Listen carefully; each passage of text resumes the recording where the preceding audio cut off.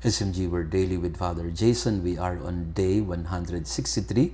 Ngayon po ay June 12, 2026. Happy Independence Day sa ating lahat ng mga Pilipino. Ngayon din ay Solemnity of the Most Sacred Heart of Jesus. Pagod na ba ang iyong puso?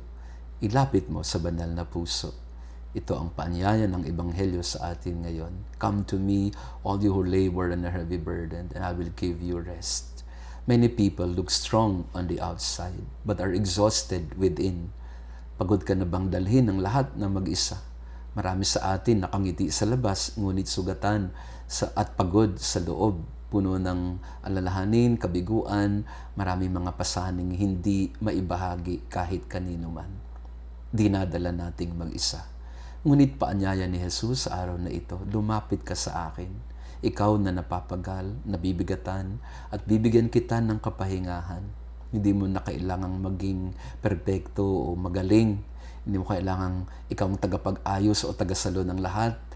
Kailangan mo ding lumapit sa Kanya, dalhin mo ang iyong sugat, ang iyong pagod, ang iyong luha, sabagat ang banal na puso ni Jesus ang puno ng awa. Sa puso ni Jesus may kapatawaran para sa nagkakasala, may lakas para sa nangihina, may kapahingahan para sa napapagod. Huwag na tayo maghintay sa araw na ito ng banal na puso. Lumapit tayo sa Kanya.